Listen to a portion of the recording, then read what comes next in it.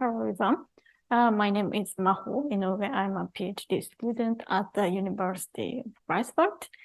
My talk is about long-term research, long-term and quantitative survey on the transit of German Alps about nivicolous myxomycetes species.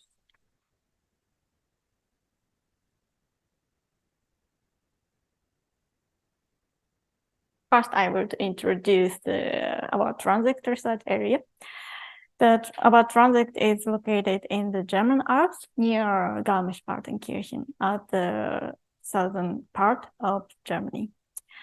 This slope is facing mainly east and extending almost 5.5 kilometer, and the elevation is from 1,000 to 2,000 meter elevation. The vegetation of the transit is at the lower elevation is mixed forest, and it changed gradually to the spruce dominant forest, and finally to the grassland with shrubs at the highermost elevation.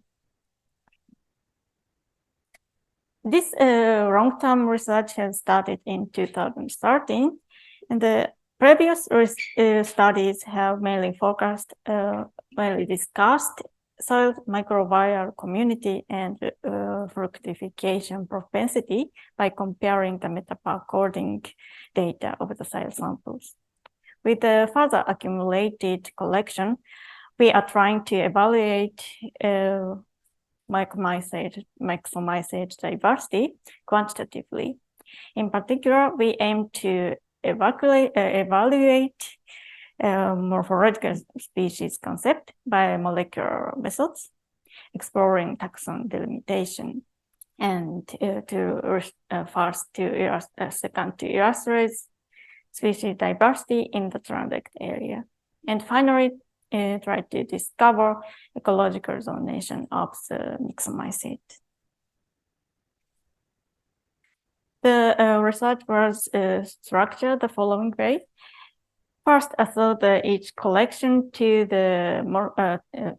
each collection collected 2016 and since 2013 to morpho species based on morphological and molecular determination.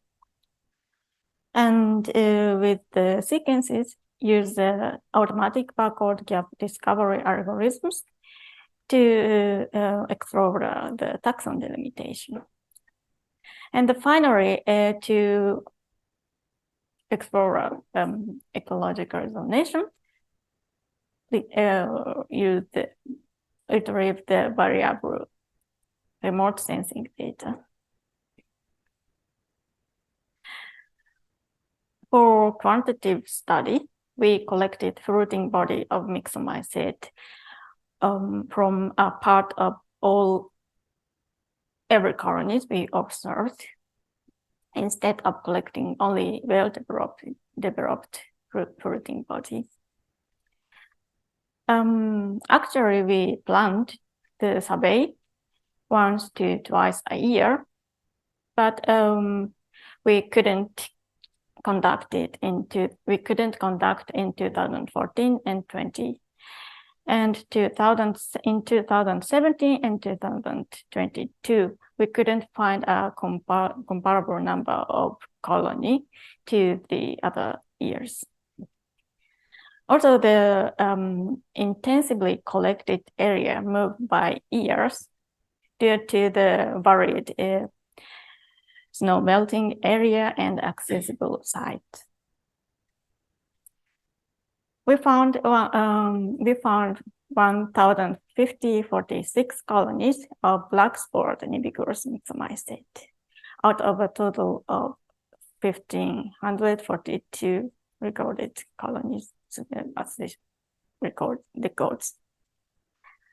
These were sequenced, and 1,360 specimens were used for the further analysis.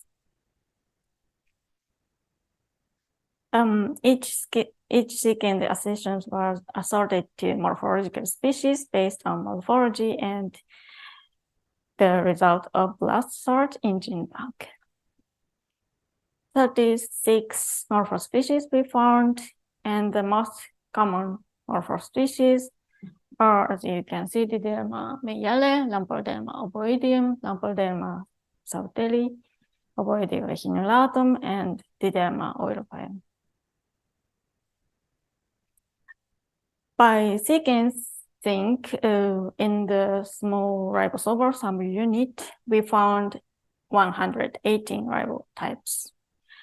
This graph shows how many ribotypes every morphospecies comprises. As you can see the graph, the number of ribotypes is in the every morphospecies is strongly varied on the species. For example, the most common species, Didelma meyale, is composed only 3, but Lamproderma ovoidium of 9. On the other hand, like Didelma alpinum,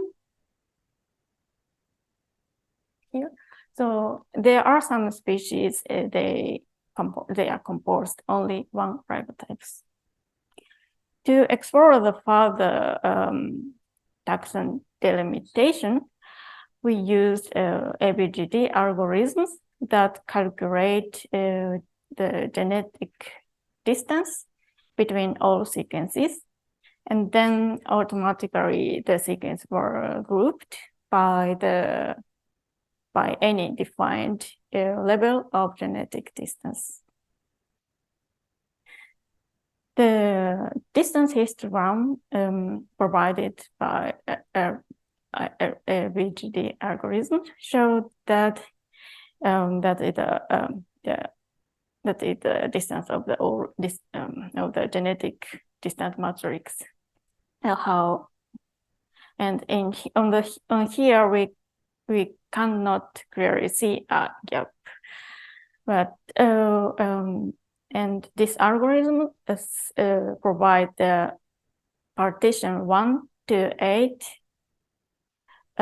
by the level of the genetic distances.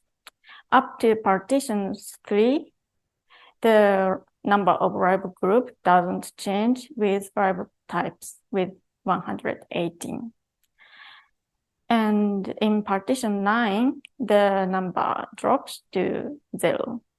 We chose a ribo group in partition 5 to partition 8 to illustrate the species accumulation curve here. We call here ribo group 5 to ribo group 8. As you can see on the graph, when you compare within the ribo group 8 has most similar trajectory to the morphospecies.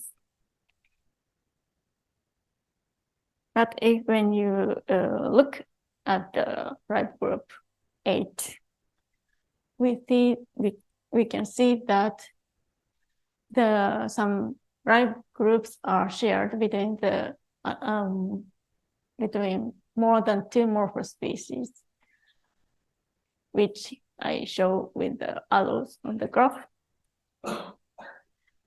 Looking at the ribo group 7, so it happens only between Polycysnium, Palax, and Hoffi.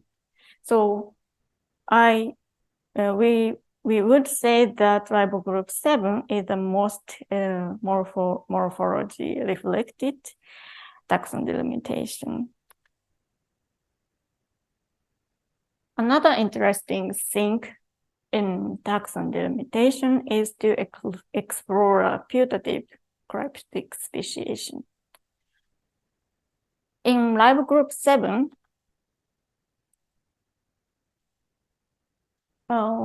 when I put the arrows here, so that it have more than 2 ribo groups within a morphospecies, and the putative cryptic speciation occurs in 12 morphospecies, while in ribo group 5, which have the higher number of ribo groups, it happens in 16 morphospecies. So as I mentioned, we used only one gene marker, so we can't conclude that they have cryptic speciation. But in the future, extending the sequencing region, we could find cryptic species within these species, maybe. Moving to the diversity, which have been worked mainly by Yang in our group. And this grid map shows how many species have been recording through the years, through the all years. The circle size indicates the count of records, and the color shows how the count of species within the grid of 200 square meter grid. The most species-rich grids are accumulated around elevation 1600 to 1800 meters. These areas or this elevation is almost the same. We have most intensively collected through all the year. Next is the beta diversity. The beta diversity evaluates how diversity differs between the neighboring grids. Turnover index explains how many species are substituted between the neighboring grids, while nestedness index shows how many species are shared within the grid. Both ranges 0 to 1, and generally the two have a negative correlation. As you can see on the map, the turnover index is almost uniformly low. This indicates that the species component or assemblage changes only gradually across the transect. And higher nestedness index explains that many species have been shared with neighboring grids. But it can also suggest that there are some white dominant species exists. This graph of the elevation or distribution of each morphospecies can support the wide distributed dominant species. As you can see on the graph, the second most common species, Lamproderma ovoideum,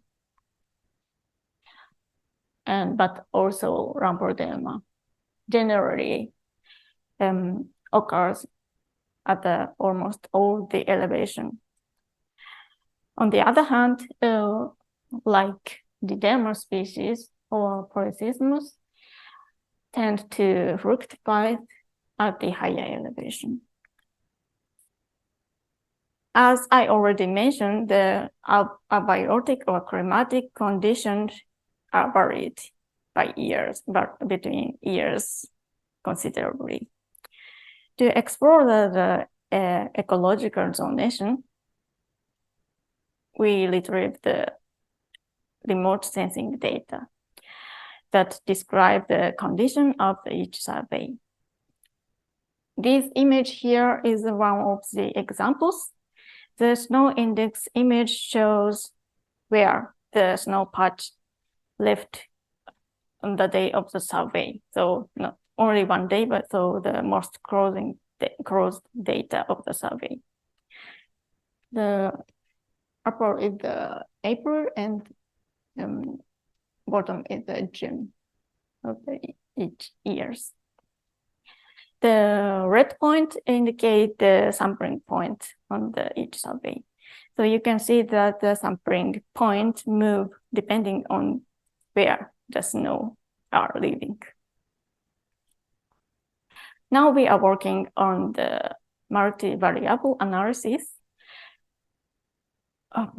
At this moment, we use the parameter of snow and vegetation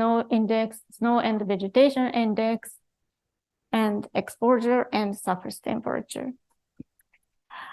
You can see that this index explains the distribution of the occurrence. But when we see by the taxon, so on the right side, the color is by morphospecies, and by on the left, I colored by genus levels. So, but in the both level, we couldn't see any cluster, a distinguished clustering. Instead, by year, the clustering is more visible. These results illustrate that the varied climate or abiotic condition related more to the fructification and species occurrence rather than ecological zonation by the taxon. So in summary, using the genetic distance calculation algorithms, we found a quite close delimitation to morphospecies. By the different level of taxon delimitation, we detected putative cryptic speciation in 12 to 16 morphospecies. For diversity,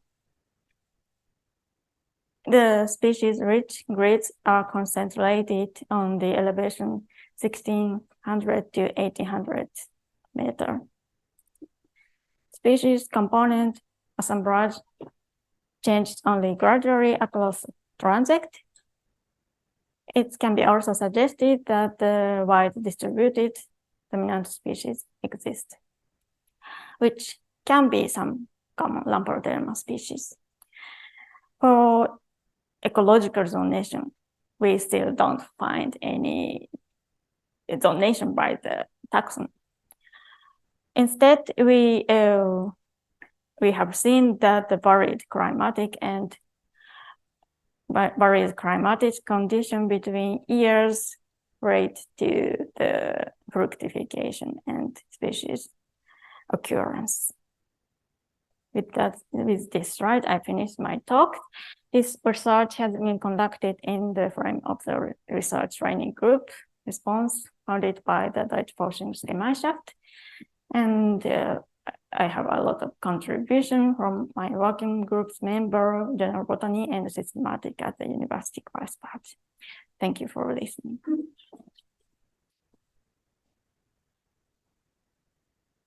Yeah. Any short questions? Of course, we have the lunch break, but... Yeah, and extremely interesting. We don't have a similar quantitative data, genetic data from Norway, but just looking at the frequencies, there are some interesting differences, as you and I have discussed briefly on the phone, like the Derma Meire. I've hardly seen it. I do think I know the morphology, but Diderma nivium, you have to watch your steps in order not to step on it. In Norway, in certain areas, lowland is up to 1,200 meters in the middle alpine region, and even down in the coniferous forest on Vaccinium myrtillus, it's all over the place. And similar, Lamproderma sauteri, I guess it's a species complex, but anyway, I don't have a good grip on that because what I perceive to be sauteri is not very common, but Alcirioides can be everywhere in regions, different from what you see here, and several other examples of differences from what you found and what my qualitative experience is from 6-7 years in the mountains. Thank you for the comment. Also, we can do the quantitative survey. So we are doing the quantitative survey. Our institute, rice part is very remote from the transit area. So for us, also not so enough, not complete data, but yeah. Super interesting. The more we learn, we must say, not a single thing is everywhere. So slowly we seem to get a grip on the ecological niches of these things. And of course, my dream is to have it all integrated, the interesting research of Johanna on the food preferences with our field research. That would be the ultimate point, to have really interesting ecological niches. One very short question, and I have to run to Anna. Yep. This is a very short question. Since you have very long-term studies now, are you able to say how many years you need to more or less complete whole species diversity? It's very difficult, depending on the situation of us. So sometimes, for example, last year we missed the best condition, the timing. We missed the timing, the best timing to go there. We didn't expect a sudden warming in the spring. So that if we can live near the transit area, so we don't have to do so long time survey maybe. But in our case, I can't conclude, but maybe more More than a single several year. years. Yeah.